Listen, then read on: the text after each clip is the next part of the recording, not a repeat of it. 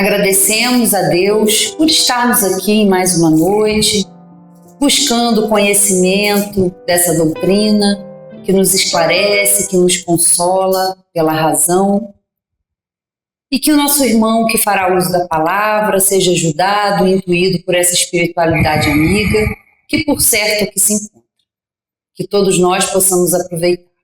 Graças a Deus e que assim seja. Com vocês, Roberto, falando Os Tempos São Chegados.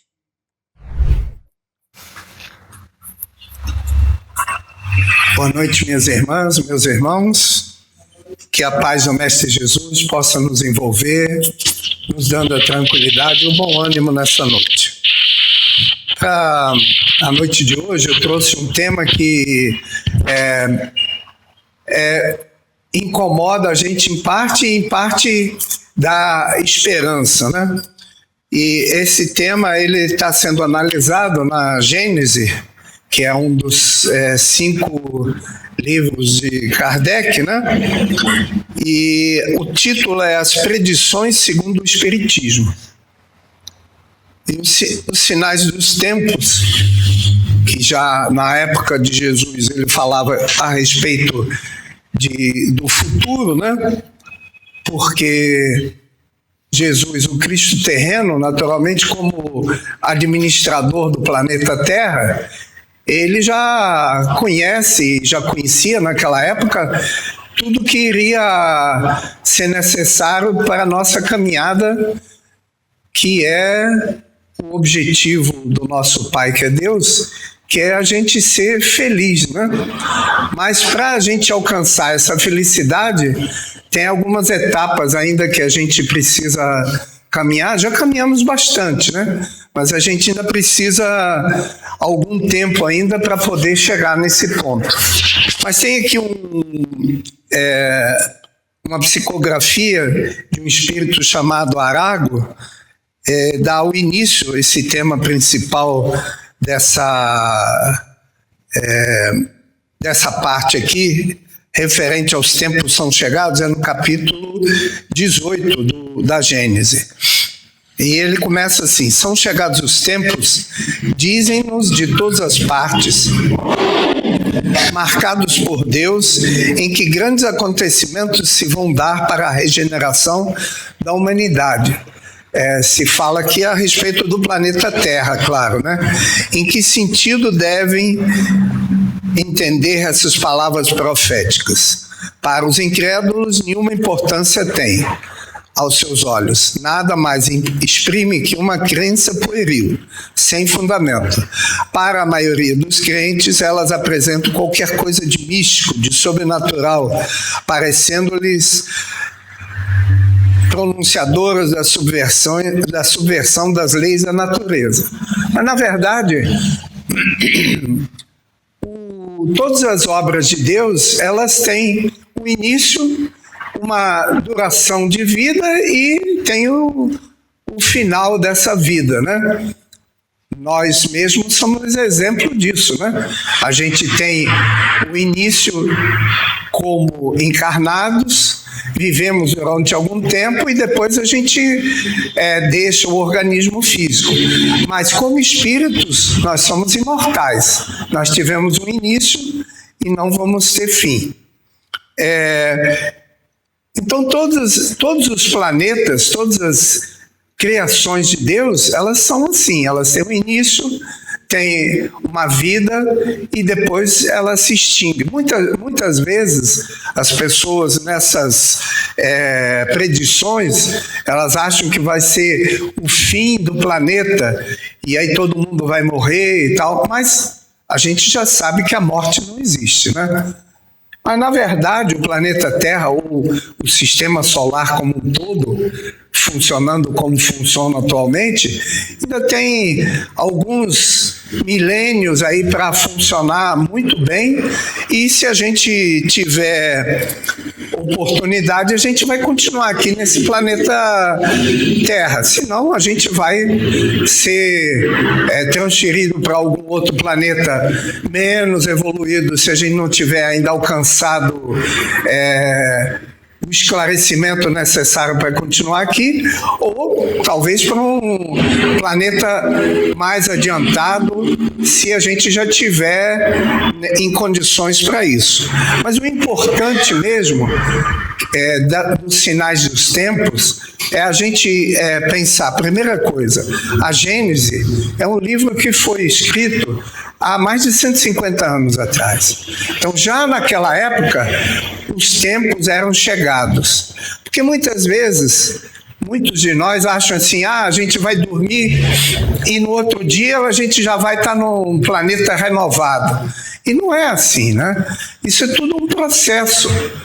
Mesmo a nossa vida material, ela é um processo. A gente nasce, a gente tem um tempo onde a gente vive e evolui fisicamente e depois começa o decréscimo. Hoje em dia demora mais tempo, né? A gente vai até 80 anos tranquilamente. Antigamente, aos 55, 60, já era velho, vamos dizer assim, né? E isso aí são as mudanças que vão acontecendo. Então a gente vai ver que a mudança nossa, a nossa evolução na área material, ela foi uma coisa impressionante. Principalmente depois da Segunda Guerra Mundial, né? Foi uma coisa assim imensa, uma evolução estrondosa. Hoje em dia a gente não consegue nem conceber, por exemplo, de um aparelho que ficava fixo dentro de casa e a gente torcia o disco para ligar para algum lugar, né? Hoje em dia a gente, inclusive, nem telefona mais, porque a gente manda mensagem no WhatsApp direto o tempo todo e recebe também, né? E isso faz pouco tempo, talvez não chegue nem a 20 anos que a gente começou a poder ter essa possibilidade. Mas, infelizmente, a evolução, vamos dizer assim, material, ela foi realmente estrondosa. Mas a evolução moral, ela ainda está complicada. Nós somos uma contradição impressionante. A gente constrói as coisas e depois destrói. A gente faz um melhoramento e depois começa a estragar, né? Eu digo a humanidade como um todo. A gente conseguiu criar condições espetaculares de habitação, de poder ter gente morando em lugares onde antigamente não era possível, e aí depois inventa negócio de destruição através de guerras, alguma coisa assim. Hoje em dia não tem mais uma guerra como a última guerra a Guerra Mundial, mas tem conflitos, como se diz, né? Em todo lugar no mundo todo, né? Até aqui na América do Sul estão querendo começar quer dizer, a gente imagina como é complicado o ser humano, né? Ele constrói as coisas, vive bem e depois destrói aquelas mesmas coisas. Esse é um dos nossos grandes problemas, nossos que vivemos no planeta Terra, que chama-se egoísmo. Isso é uma doença generalizada. No mundo todo, as pessoas pensam primeiro em si, pensam em termos da família mais próxima, pensam em termos de um bairro, de uma cidade, de talvez um estado, de um país, mas não pensam em termos da humanidade, que no final das contas nós somos todos irmãos, nós somos filhos do mesmo pai, mas a gente cria um monte de barreiras, preconceitos que fazem a gente se dividir, né?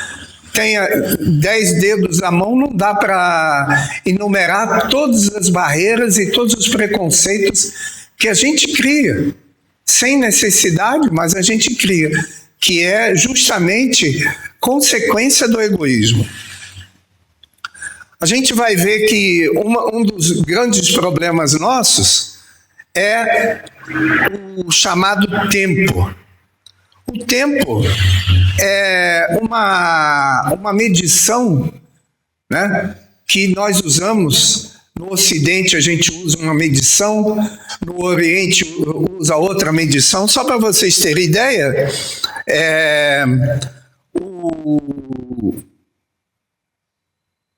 o Einstein, quando falou a respeito da teoria dele, né, do tempo e do espaço, ele já dizia a respeito dessa questão e, vamos dizer assim, a coisa mais próxima de nós que a gente usa como referência para o tempo é o relógio. Mas o calendário, por exemplo, que é uma referência também para nós, né? Nós estamos chegando ao final do ano, mas não é para todo mundo que o ano termina agora.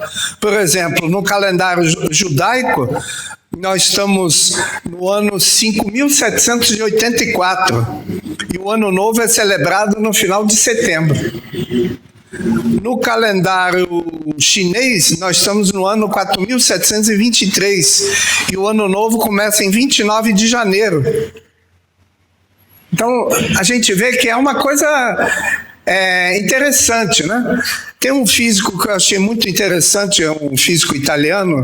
Eu comprei os livros dele porque eu achei muito interessante a proposta dele.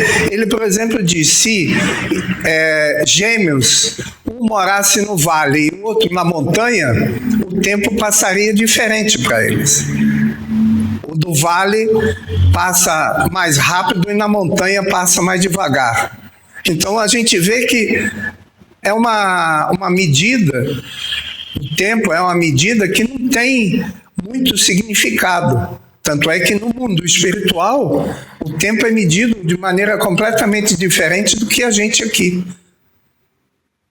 E isso vai fazer o quê? Por que eu estou falando a respeito do tempo? Porque para a gente entender, ou procurar entender, que esses tempos que são chegados, não é ontem, nem hoje, nem amanhã, não. É um período onde começou a mudança necessária para que tanto o planeta, materialmente, porque ele também sofre mudanças, e nós, habitantes desse planeta, começássemos uma nova etapa da nossa caminhada. Tem a ver com o organismo físico, quer dizer, a parte material, e tem a ver com a parte espiritual. E talvez muito mais com a parte espiritual. Que a gente entender que a parte intelectual ela é muito importante, mas a parte moral é um complemento essencial. A gente deixar esses problemas de egoísmo e todos aqueles filhos do egoísmo, né? Orgulho, vaidade, ciúme, todas essas coisas, deixar de lado, porque isso não vai contribuir positivamente para a nossa caminhada como seres imortais. Então a gente vê que o nosso progresso ele pode ser comparado a duas asas: a parte intelectual, que é importante, mas a parte moral, que vai justamente se apoiar naquela orientação de Jesus, quando esteve entre nós, quando ele disse que os mandamentos podiam ser resumidos em apenas dois: amar a Deus sobre todas as coisas, e um outro que não era menos importante, que é amar ao próximo como a si mesmo. E esse vamos dizer assim, a lei do amor. De toda vez que a gente fizer alguma coisa, a gente se preocupar com o próximo. Mas não é aquele próximo que a gente gosta só, não. E isso que é duro da gente entender e aceitar. Porque o próximo que a gente gosta é fácil da gente amar, né? É aquele próximo que a gente não gosta tanto, ou talvez até um próximo que odeia a gente. E esse que é, vamos dizer assim, o fundamento do ensinamento de Jesus, porque essa é a parte difícil. Tanto é a parte difícil que a gente vem muitas vezes numa encarnação para encontrar com aqueles irmãozinhos ou irmãzinhas que a gente tem algum problema no passado, para acertar os problemas e com isso a gente se libertar.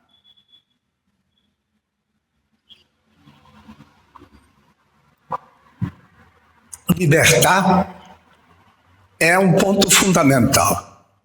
Porque tem aí uma questão que é importantíssima, mas que é ainda muito difícil para nós, que é o perdão. E o perdão é um instrumento que liberta. Porque imagina, a gente fica fixado em pensamento, não é 1 ano, 2 anos, 50 anos, não. Às vezes séculos, com alguém que a gente julga que nos fez mal. E em vez da gente se fixar naqueles que a gente ama. E procurar estar junto com aqueles que a gente ama. Então, vê só como o perdão é libertador, porque na hora que a gente consegue perdoar, a gente esquece aquele que a gente não gosta, aquele que a gente julga que nos fez mal, que na verdade, se a gente for olhar, uma vez a gente fez mal a ele, outra vez ele fez mal a nós, e assim, né? Porque um não consegue perdoar o outro. Então, é libertador. Mas é muito difícil ainda. Então, a gente vai ver que quando a gente vê o progresso, a gente vai verificar que a gente não tem a visão do todo em momento algum. Por exemplo, nenhum de nós pode até fazer planos para a semana que vem, mas nenhum de nós aqui sabe o que vai acontecer nem daqui a 1 hora, que dirá a semana toda que vem. Às vezes a gente está fazendo grandes planos de alguma coisa e de repente os planos, eu não estou nem dizendo de desencarne, não. Os planos mudam, né? Nós tivemos exemplo aqui em 2011, que a gente foi deitar pensando no que ia fazer no dia seguinte, e no dia seguinte a cidade estava debaixo d'água e lama. Então, a gente, uma tragédia. Não, são as coisas que vão acontecendo porque está dentro das programações da evolução. E são necessidades, são oportunidades principalmente, porque nesses momentos de dificuldade é que são mostradas as pessoas que já estão preparadas a fazer alguma iniciativa positiva, outros que têm iniciativas negativas e aqueles que são muito pelo contrário, quer dizer, não fazem nada, só botam a mão na cabeça e ficam assim, ai meu Deus do céu, ai meu Deus do céu. Né? Então, a gente não está aqui criticando ninguém, gente. A gente está aqui só conversando a respeito da realidade. Porque nós somos assim. A gente às vezes fala em teoria, o que você faria se acontecesse não sei o que, não sei o que. A gente tem várias, né, possibilidades, a gente imagina isso, aquilo, mas na hora H, ninguém sabe como vai agir, porque aquele momento vamos dizer assim, uma espécie de teste para as pessoas que estão envolvidas naqueles fatos. A gente vai ver então que um componente muito grande de tudo isso que a gente passa é o mundo espiritual. Gente, não se pode conceber a nossa existência como encarnados sem o mundo espiritual. O mundo espiritual está em volta aqui o tempo todo. Aqui, nesse ambiente, temos nós que nos vemos e uma quantidade grande de pessoas que a gente não vê, necessitados como nós, de ter esses momentos de reflexão. E esses momentos de reflexão vão ajudar tanto nós encarnados como aqueles que não estão encarnados. Então a vida é constante. A companhia do mundo espiritual. Muitos de nós achamos assim, quando acontece alguma coisa que não é agradável, é um obsessor, não é nada disso. O nosso padrão vibratório, o nosso pensamento é que faz com que as companhias que estão conosco estejam em sintonia. É a mesma coisa, né? A gente gosta de estar com as pessoas que não são agradáveis, que a gente tem um bom papo, que comungam com as nossas ideias. Assim o mundo espiritual também. E assim o mundo espiritual conosco. Então o nosso modo de pensar e o nosso modo de agir é que vai indicar quem que vai nos acompanhar. E, inclusive, eu posso dizer para vocês, a maior parte dos, vamos dizer assim, que a gente pode chamar de obsessores, quando nos acompanham para um lugar como aqui, nós estamos ajudando a eles. Nós estamos ajudando porque eles ficam conhecendo alguma coisa que vai ajudar eles. Um novo modo de pensar na nossa vida como seres imortais. E aí a gente vai ver então que tudo isso é coordenado por um só, que é o nosso Pai. Ele que sabe tudo o que vai acontecer e o que não vai acontecer. Tudo que é necessário, gente, não é necessário para nos castigar, nem para fazer a gente sofrer. É necessário para nosso progresso moral. É única e exclusivamente isso. Para mim, a doutrina espírita, por exemplo, foi um alívio grande. Quando eu ouvi e li a respeito disso, que não existe castigo. Só existe causa e consequência. Então, tudo aquilo que a gente faz tem uma consequência. Eu acho que é mais ou menos lógico para nós, né? Que quando a gente faz alguma coisa positiva, as consequências são positivas. Quando faz alguma coisa negativa, as consequências são negativas. Mas como é que a gente sabe quando a gente está fazendo uma coisa negativa? Justo, Jesus deixou para nós a instrução fundamental: amar o próximo como a si mesmo. No momento que a gente pensa assim, será que eu gostaria que alguém fizesse comigo isso que eu vou fazer? Se a resposta for não, deixa de lado, porque com certeza a gente vai ter uma consequência não agradável. E uma outra questão importantíssima, né, é a gente saber que tudo na nossa existência está entrelaçado. Nós não somos um indivíduo que vive à margem da realidade. Nós somos uma individualidade, isso sim. Cada um de nós é um ser individual. A gente estava esses dias falando a respeito de filhos, né? Aí muitas vezes a mãe ou o pai fala assim: eu conheço meu filho muito bem. Não conhece, só sabe que nasceu da genética deles. De resto não conhece, não sabe que espírito é esse. A gente só sabe uma coisa: se a gente convive bem com o filho, é porque a gente é espírito simpático. Se a gente não convive bem com o filho, é porque nós somos espíritos antipáticos. É a única coisa certa. De resto, a gente não conhece. Agora, é essencial que, ao a gente receber um espírito para ser filho ou filha, que a gente dê a ele aquilo que ele necessita. O que é? Uma estrutura para ele se tornar um adulto capaz de cumprir os objetivos que trouxeram ele nessa encarnação. Mais nada. Tênis de marca, casa na praia, tudo isso é só subterfúgio. O importante é ser um adulto equilibrado e consciente para que ele possa fazer aquilo que ele veio fazer. E o que foi? Não, eu quero que meu filho seja médico. Sabe lá se o objetivo dele é esse nessa encarnação? Né? Porque a gente não sabe.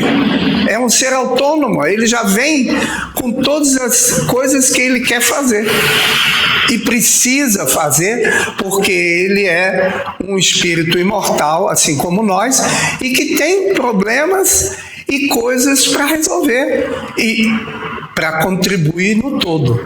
E isso que a gente não pode esquecer. Nós viemos para trabalhar juntos. Nós somos uma pequena engrenagem do todo. Se a gente fizer bem a nossa parte, a gente está fazendo aquilo que Deus espera de nós. Se a gente fizer bem a nossa parte. Até os americanos têm um modo de falar a respeito disso, que eles falam, eu vou fazer o meu melhor. Então, dentro da nossa limitação, o importante é isso, fazer o melhor que a gente pode. Porque quando a gente faz o melhor, a gente está dando aquilo que a gente é capaz de dar. Ah, não, mas fulano não tem condições, não tem capacidade. Não, não há nada disso. Já imaginaram se viesse todo mundo para ser doutor? Quem que ia fazer o resto dos trabalhos? Quem que ia fazer as coisas que fazem naturalmente tudo funcionar? É tudo doutor, só faz assinar, só faz escrever. Quem que ia fazer o resto? Então cada um de nós tem a sua parte no todo, e o importante é isso, nós fazemos o melhor que nós somos capazes de fazer. E aí a gente vai ver que, né, infelizmente, a gente passa por situações, isso aí a gente chama de crise. Jesus falou a respeito disso. Por isso que é interessante a gente ler o Evangelho, porque lá está todo o mapa da nossa caminhada. Ele falou assim, o escândalo é necessário, mas ai daquele por quem o escândalo vier. Ou seja, o escândalo é necessário? Sim. O escândalo é o quê? É tudo que acontece que vem a tirar o equilíbrio do nosso dia a dia. As coisas mais simples até as coisas mais complexas. Tudo isso é uma coisa importante, porque vai fazer com que nós façamos o nosso melhor. Infelizmente, a maior parte de nós faz o nosso melhor para resolver o seu problema e não do todo, né? É o tal do egoísmo que ainda persegue a gente. Mas, por outro lado, muitos fazem o melhor deles para ajudar a todos. E isso que é o objetivo, vamos dizer assim, do escândalo ou da crise. Se a gente for procurar uma definição para a crise, é uma mudança brusca, um período de desordem ou uma situação conflituosa. Nós passamos aí, o planeta inteiro passou por uma situação de crise muito grande. E quais foram as lições que cada um de nós tirou dessa crise? Eu estou falando aí de 2 anos de Covid, que foi no planeta inteiro. Não teve nenhuma pessoa que não foi afetada de uma maneira ou de outra por essa crise. E quais foram as consequências da crise? A gente vê, a natureza se recompôs em 2 anos, uma coisa absurda. Como que aqui em Friburgo, só a gente vê, né, as florestas, tem um monte desses pássaros aí que perturbam, comem lavoura, não sei o que, eu esqueço sempre o nome dele. Hein? Maritaca. Não, não é a maritaca, não. Aquele outro. Hein? O jacu, Mas mesmo assim, essas câmeras que eles botam para pegar nas florestas, pegaram onça com mais filhote e cachorro do mato e não sei o quê. Uma coisa absurda. Em 2 anos, como a natureza se recompôs. E nós? O que nós fizemos dessa oportunidade? Alguns de nós até hoje não se recompuseram, ainda estão presos ao problema que passaram durante a permanência em casa, ou o medo de pegar a doença ou alguma coisa, ou por terem pego. Outras pessoas sofrem as consequências fisicamente por causa da doença ou da vacina. E outras pessoas falaram assim, ainda bem que terminou tudo, eu vou voltar para a minha vida normal. Quer dizer, não adiantou nada os 2 anos de reflexão, porque voltou para a vida normal, quer dizer, voltou para aquilo que era antes.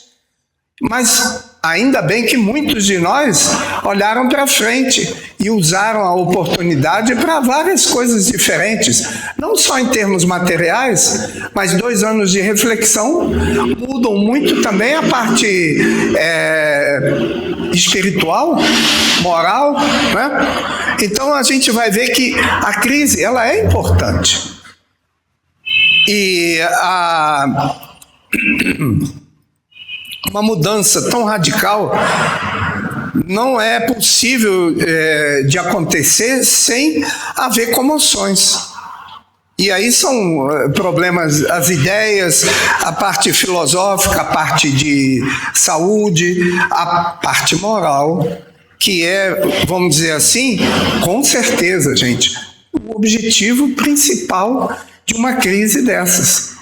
Uma sacudida no planeta todo, porque às vezes a gente pensa assim, não, eu estou caminhando bem, a comunidade está caminhando bem e tal. Gente, a melhora é da humanidade, encarnados e desencarnados.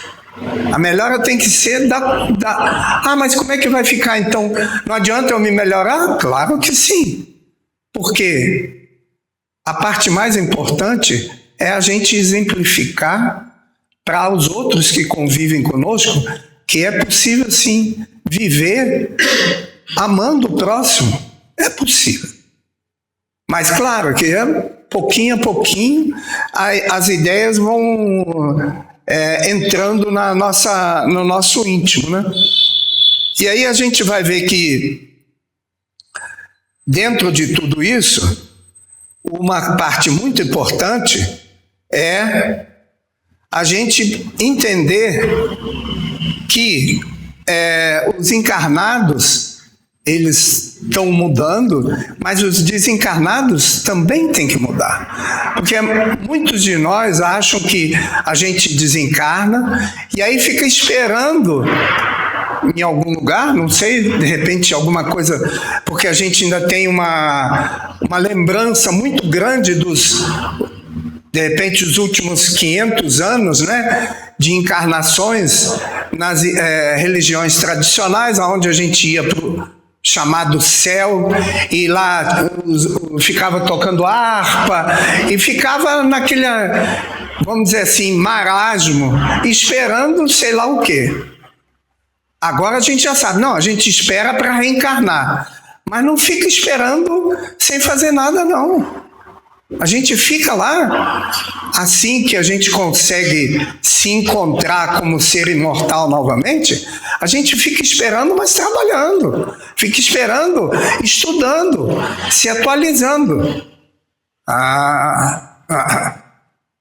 Não é assim, não. Gente, é só a gente ver. Quem tem neto que pega o celular e fala, não, vovó, é assim, assim, assim, assim. Não, tem que fazer dessa maneira, não sei o quê.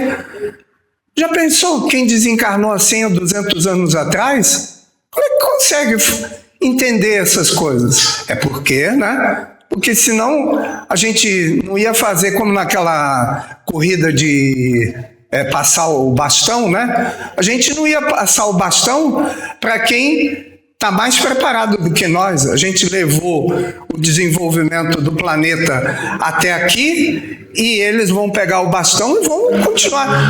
Se eles não pegar o bastão e continuar, eles vão ter que aprender tudo até... Mas já passou uma encarnação. Eles já chegam, já prontos para a evolução. E muitos desses espíritos já vêm com um modo de ver a humanidade completamente diferente. Preocupados com a ecologia, porque o ser humano conseguiu evoluir tanto, mas não conseguiu entender que desmatando ou matando os animais, vamos dizer assim, que existiam, que não dependiam, a gente não dependia deles para alimentação, que ele ia prejudicar o planeta.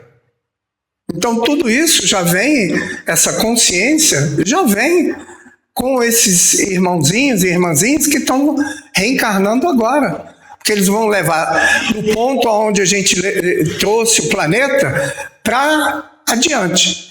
E a parte moral é essencial nessa fase. Então a gente vai ver que o espiritismo, ele não é a solução, mas ele faz parte da solução. Porque hoje, nos tempos atuais, a fé tem que ser raciocinada. A gente não pode acreditar porque... Não pode acreditar nem no que eu estou falando, gente. Pega a Gênesis e vai ler para ver se a sua interpretação é essa que eu estou tendo. Porque a fé raciocinada é que é a solução. A gente não pode aceitar as coisas como são. Principalmente nos termos atuais, da inteligência artificial, que você consegue botar gente falando coisas que não são faladas pela própria pessoa, Você programa lá e a pessoa, esse médico que é muito conhecido, que trabalha lá, está sempre aparecendo na Globo, Drauzio Varela, tem um monte de propaganda na internet dele recomendando, usa isso, usa aquilo. Ele falou, eu já enjoei de tentar processar esse pessoal, mas não adianta. É tudo inteligência artificial. Bota na boca dele coisas que ele nunca falou.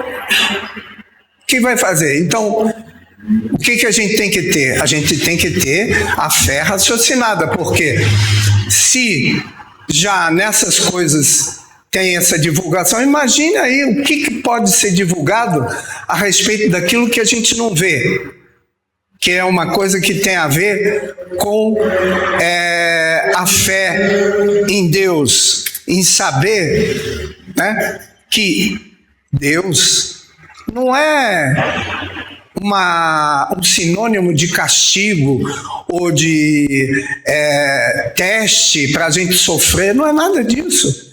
Deus é amor, é misericórdia. Ele quer que a gente progrida. Todo o resto é conversa. Porque se não fosse assim, qual seria o objetivo da gente estar aqui? Se não é para a gente melhorar. Mas não é melhorar para ter um carro do ano, é melhorar moralmente. Então a gente vai ver que o Espiritismo, ele ajuda nesse ponto. E esse Espírito fala assim, o Espiritismo não cria a renovação social. A madureza da humanidade é que fará dessa renovação uma necessidade. Pelo seu poder moralizador, por suas tendências progressistas, pela amplitude de suas vistas, pela generalidade das questões que abrange. O Espiritismo é mais apto do que qualquer outra doutrina a secundar o movimento de regeneração. Então, secundar, gente, não é que o Espiritismo vai ser a parte principal desse movimento, mas ajuda a gente a entender o movimento. Quer ver uma coisa? Em qualquer lugar, em qualquer religião, se a gente falar de reencarnação, a pessoa sabe o que é. Pode ser que o pastor não permita falar nessa palavra, mas que sabe, sabe. Por quê? Graças à internet, que a pessoa no recanto do seu lar, quem que vai saber o que eu estou assistindo? O que eu estou estudando na internet? Não é? Só que para estudar na internet, gente, é muito importante que a gente tenha a base doutrinária da doutrina espírita para poder discernir aqueles oportunistas que usam um monte de palavras ligadas à doutrina espírita, mas se você for peneirar, não estão falando nada. E isso quando não botam lá no chat GPT, né? Falar sobre assunto tal e tal, não sei o que, eles querem tudinho. Bota lá, usa palavras lindas, não sei o que e tal, mas foi um computador que escreveu. Não é pensamento de ninguém. Ah, mas é bonito, mas não é pensamento de alguém. Então, a questão é essa. A gente que já conhece a doutrina espírita, quando vai procurar na internet aqueles ensinamentos, é importante que a gente tenha uma base para poder discernir. É a tal da fé raciocinada. A gente tem a base e vai poder discernir. Será que fulano está falando alguma coisa que é lógica ou só blá, blá, blá? Então a gente vai ver que é muito importante, porque o mundo espiritual, às vezes a gente fica pensando assim, mas o mundo espiritual prejudica e não sei o que, gente. O mundo espiritual que realmente importa é aquele ligado ao Mestre Jesus. Esse é que controla e faz tudo.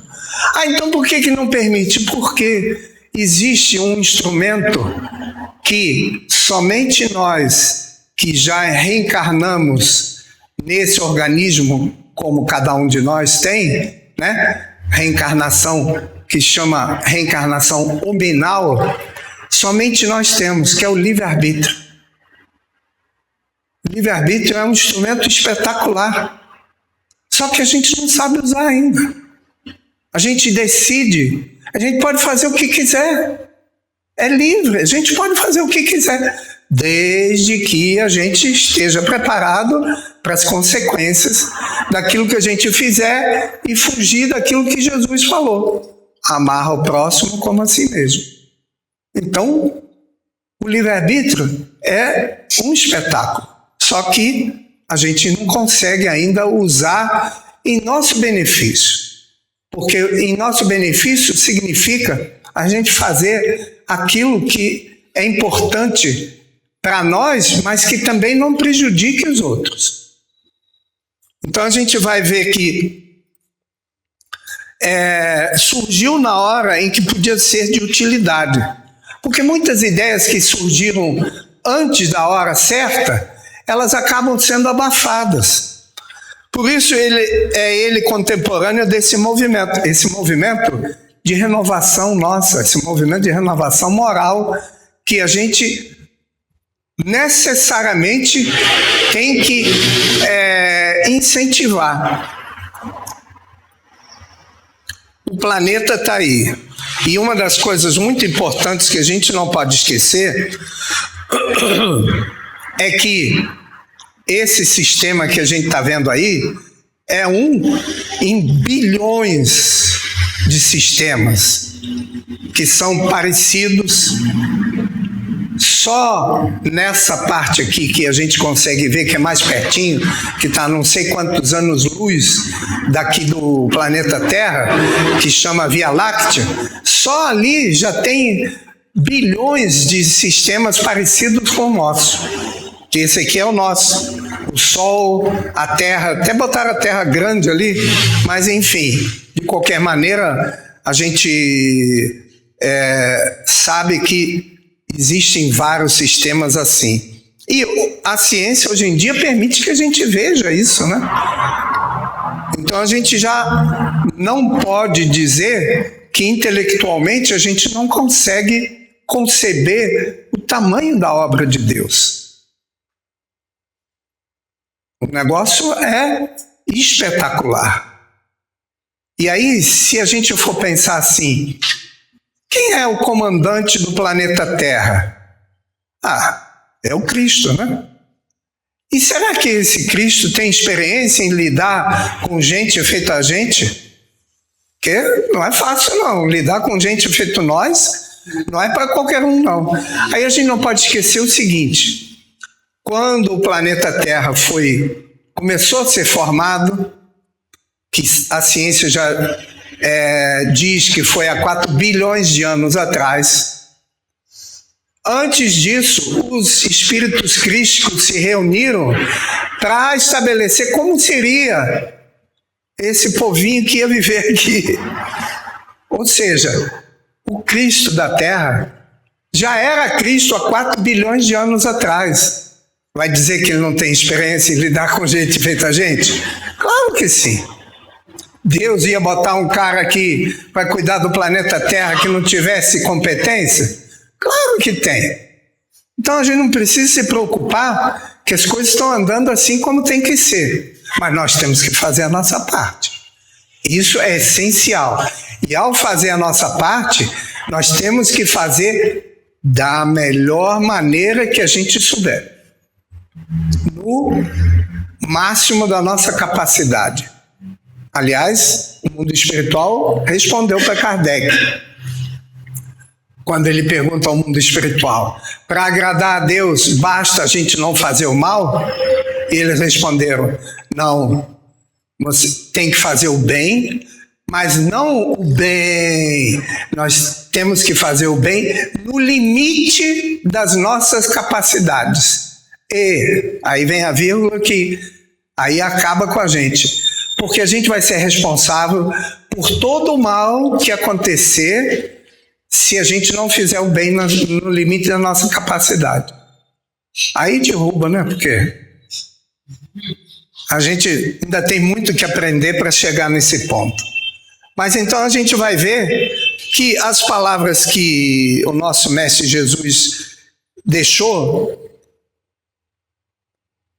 é principalmente isso. Teremos por divisa caridade, fraternidade, benevolência para com todos, tolerância para todas as crenças.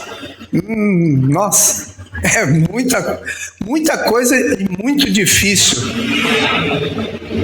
Porque a coisa que a gente mais tem é a intolerância. A gente conhece uma pessoa que a gente nunca viu, a gente olha a pessoa, já sabe direitinho. Não fui com cara de fulano. Não, a gente é mestre em julgar os outros. Aí depois de algum tempo a gente se arrepende e fala assim, fulano, eu te achava tão assim, tão assado, não sei o quê, mas você mostrou que você até que é simpático ou simpática. Mas o mal já estava feito, né? Por quê? Porque a gente já julgou a pessoa sem... A gente vai conversar com uma pessoa, a pessoa começa a falar, depois de 1 minuto a gente já divaga para dar a resposta, porque a gente já sabe o que a pessoa vai falar. A pessoa nem acabou de falar, a gente já sabe. Então a intolerância é muito grande. E a caridade é muito pequena. A fraternidade ainda é complicada. A benevolência, porque o grande problema nosso é que a gente olha para as pessoas e julga elas. Mas o importante seria a gente olhar para nós e ver como nós somos imperfeitos, e isso ajudaria a gente a aceitar as pessoas como elas são. Porque se eu sou imperfeito, a pessoa é imperfeita também, o que eu tenho que julgar, o que eu tenho que fazer restrição? Eu não sou melhor do que a pessoa que tá ali. E essa é a parte difícil, é a gente reconhecer que é um ser imperfeito. Uma pessoa que, se a gente não gostou da pessoa, com certeza a pessoa também não gostou da gente. porque a gente já vibrou uma vibração desagradável. Se a vibração sai, uma vibração desagradável, a pessoa sente. E ela automaticamente fica de guarda achando que tem alguma coisa estranha com aquela pessoa. Então, assim que funciona, o pensamento é uma força impressionante. Então, não é muito melhor a gente, ao pensar, ao refletir a respeito de alguma coisa, estar sempre vibrando caridade, fraternidade e benevolência? Seria ótimo. Porque se a gente vai falar com a pessoa vibrando dessa maneira, não tem como a pessoa não nos achar agradável. Pode até não concordar com a gente, pode até realmente ter alguma restrição, mas vai evitar algum tipo de conflito. E os conflitos a gente vê que estão muito ligados a essa questão da intolerância.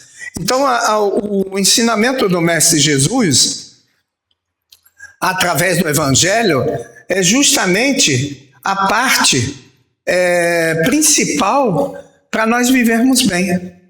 Que ele deixou tudo tranquilo. Ele até explicou, né? Nas bem-aventuranças, que a gente fica pensando assim: bem-aventurados os pobres em espírito, bem-aventurados aqueles que sofrem, bem-aventurados... Como que a gente pode ser bem-aventurado sofrendo? Alguém aqui, em algum momento da sua existência nessa encarnação, não se lembra dos momentos de sofrimento? Dos momentos de alegria, às vezes a gente esquece, mas de sofrimento a gente não esquece. Por quê? Porque os momentos de sofrimento, infelizmente, são aqueles que fazem a gente refletir. Alguns casos a gente consegue mudar por causa do sofrimento, em alguns casos não. Mas os momentos de sofrimento são os maiores, vamos dizer assim, professores da nossa existência. E são coisas simples, né? Duvido que a criança que meteu o dedo na tomada mete a segunda vez. Não vai mesmo. A gente fala trocentas vezes: não bota o dedo aí, menino, bota o dedo aí, menina. Meteu o dedo, nunca mais bota. Ficou a lição, até os amiguinhos falam: não bota o dedo ali não, que leva choque. Então, os momentos de sofrimento são uma lição que a gente não esquece nunca. E, infelizmente, ainda são muito necessários para nós, porque, através do amor, a gente até aprende, mas as lições mais importantes da nossa caminhada, infelizmente, ainda são através do sofrimento. Aí a gente vai ver que ele diz aqui assim: assim é que vemos fundar-se uma imensidade de instituições protetoras, civilizadoras e emancipadoras, sob o influxo e por iniciativa de homens evidentemente predestinados à obra de regeneração. Fala aqui de homens, mas é a humanidade de maneira geral, né? Homens e mulheres. Que as leis penais se vão apresentando dia a dia impregnadas de sentimentos mais humanos, né? Uma lei que é mais ou menos recente e que a gente vê cada vez mais em evidência é a Lei Maria da Penha, né? Que gente, há 50 anos atrás, bater em mulher não dava em nada. Podia bater à vontade, ainda mais se fosse a mulher em casa. Ontem, na sexta-feira, depois do Globo Repórter, estava a Fernanda Montenegro e a filha. A Fernanda Montenegro falou que quando ela casou, o gerente do banco falou com ela: seu marido tem que vir aqui para autorizar você a movimentar a conta. Ela movimentava a conta, depois que ela casou, quem era o dono dela era o marido. Tudo bem, a Fernanda Montenegro tem quase 100 anos. Deve ter sido aí há uns 80 anos atrás. Mas era assim. Se o marido não autorizasse, ela não ia poder usar o dinheiro. Dinheiro que era dela e que ela movimentava antes de casar. Quer dizer, o cara casava, virava dono da mulher. Então, a gente vê que a gente progrediu muito. Ela mesmo fala com a filha, a gente progrediu, né? Melhorou bastante. Realmente, a gente melhorou muito. Mas só se a gente for parar para olhar. Muitas coisas estão ruins? Então, mas a gente já melhorou bastante. 100 anos não é nada, gente. 100 anos para a eternidade não é nada. É só um piscar de olhos. Nem meio piscar de olhos. Aí, falta, porém, a essas reformas uma base que permita se desenvolvam, completem e consolidem. Falta uma predisposição moral mais generalizada para fazer que elas frutifiquem e que as massas as acolham. Ainda aí há um sinal característico da época, porque há o prelúdio do que se efetuará em mais larga escala à proporção que o terreno se for tornando mais favorável. Então, a gente vê, o mundo não está perdido não, gente. Só que a gente não tem visão do todo. Então, por isso que a gente acha que está difícil. Não está fácil, mas já melhorou muito. E a gente está no caminho. E nós temos, cada um de nós, a sua responsabilidade. Da parte material, sim, mas da parte moral, principalmente. Muita paz para todos.